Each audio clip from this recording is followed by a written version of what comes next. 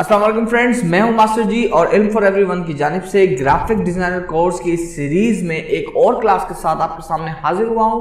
Friends, पिछली class में हमने मैजिक वेन टूल और लेसो टूल को डिस्कस किया था और मैं ये उम्मीद करता हूं कि आपने बड़े ही बेहतरीन और उम्दा तरीके से उनकी प्रैक्टिस की होगी, because practice makes the man perfect.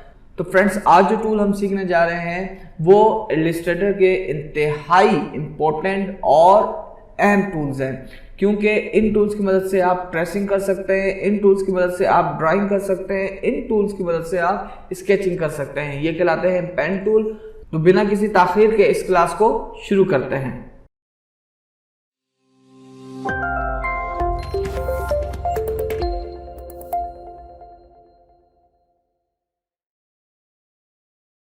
Friends, यहाँ पर ये पेन टूल है और जब मैं यहाँ पर अपना लेफ्ट क्लिक होल्ड करूंगा यानी कि दबा के रखूंगा तो यहाँ पर मजीद 3 और टूल्स इसके नजर आ जाएंगे। इन सबको हम बारी बारी सीखेंगे। उसके नीचे कर्वेचर टूल है। पहले हम पेन टूल के बेसिक फंक्शन को देख लेते हैं। पेन टूल को मैंने सेलेक्ट किया और यहाँ पर अपनी किसी भी एम्प्टी जगह पर मैं लेफ्ट क्लिक करता हूँ तो देखें ये एक नोट बन गया है और ये मुझे फ्री हैंड मिल गया है कि मैं अपना नोट कहीं पर भी क्रिएट कर सकता हूँ, अपना नेक्स्ट नोट कहीं पर भी क्रिएट कर सकता हूँ। तो यहाँ पर मैं लेफ्ट क्लिक करता हूँ तो देखिए मेरे पास एक और नोट क्रिएट हो गया और वो तमाम तर फंक्शन जो हम अपने पिछले ऑब्जेक्ट्स में कर चुके हैं वो तमाम के तमाम फंक्शन, वो तमाम की तमाम चेंजेस, वो तमाम की तमाम प्रॉपर्टीज इन ऑब्जेक्ट के ऊपर भी अप्लाई होगी। यहाँ पर हम एक चीज और करते हैं और लेफ्ट क्लिक दबा के रखता हूँ और इसको ड्रैग करता हूँ तो देखें मेरी शेप थोड़ी सी चेंज हो रही है। मेरे ख्याल में इतना काफ़ी है। मैं यहाँ पे अपना लेफ्ट क्लिक छोड़ देता हूँ। जैसे मैं छोड़ता हूँ देखिए मेरे पास एक ऑब्जेक्ट और तैयार हो गया है। ये तीनों ऑब्जेक्ट मैंने पेन टूल के जरिए बनाए हैं और इसके अंदर मैं फिल कलर भी कर सकता हूँ। ये ले, ठीक है। अब इसमें मजीद हम कुछ चीज़ें देखते हैं। फॉर एग्जाम्पल, ये मैंने पेन टूल की मदद से एक कोई भी ऑब्जेक्ट बनाया और फिलहाल मैं इसका फिल कलर जो है वो ख़त्म कर रहा हूँ और स्ट्रोक थोड़ा सा बढ़ा रहा हूँ।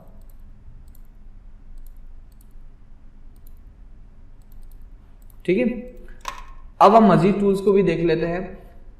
यहां से मैं एड एंकर पॉइंट टूल को जैसे सिलेक्ट करता हूं और अब मुझे कहीं पर अपना एंकर बनाना है, मतलब फॉर एग्जांपल मैं यहाँ पे लेफ्ट क्लिक करता हूं तो ये देखें यहाँ पर एक एंकर बन गया।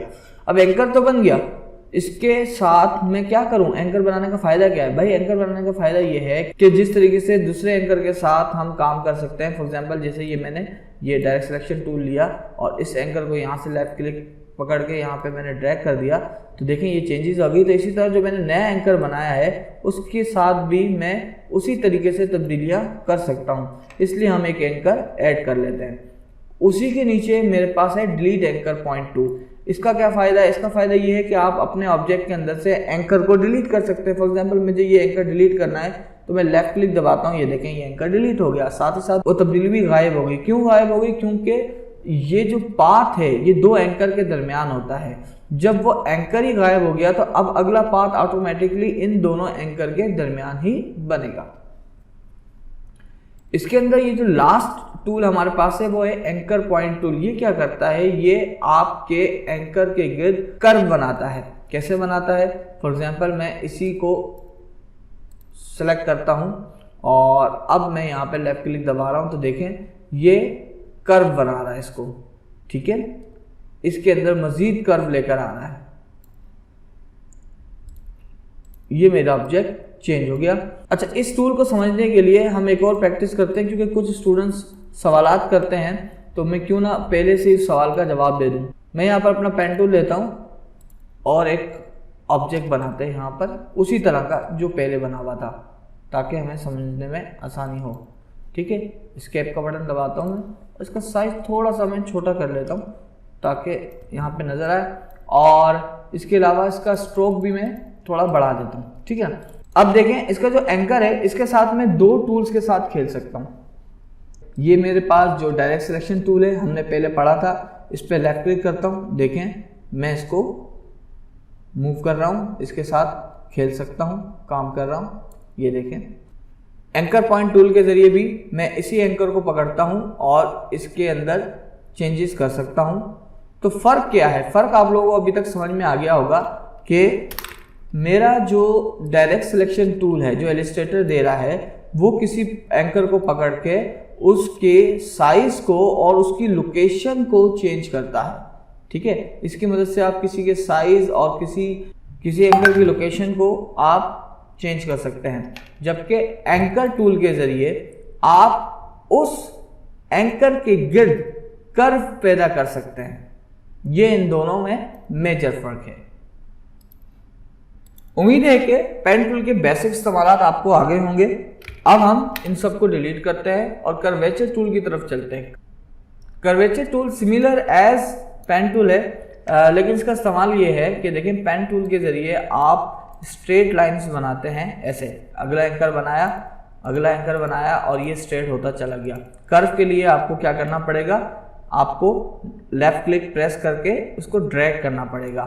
ठीक है, तो ये ऑब्जेक्ट इस तरह से तैयार होता है। लेकिन कर्वेचर टूल क्या करेगा, फॉर एग्जांपल मैंने यहाँ पे लेफ्ट क्लिक किया, अगला क्लिक मैं यहाँ पे कर रहा हूँ, अगला क्लिक में जब जैसे ही अगले क्लिक के लिए जाऊँगा ऑटोमेटिक वो देखें उसके अंदर कर्व पैदा कर रहा है।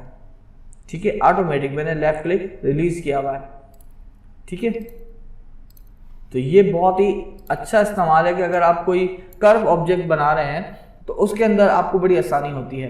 देखिए मैं कर्वेचर टूल से स्क्वायर बनाने की कोशिश करता हूँ। यहाँ पे लेफ्ट क्लिक किया, left click, then left, then left, then left. ठीक है, अब मैं तो स्क्वायर बनाने की कोशिश कर रहा था, लेकिन इसमें ऑटो कर्व की वजह से ये एक सर्कल बन गया। सो उम्मीद है कि इसका भी बेसिक इस्तेमाल आपको आ गया होगा।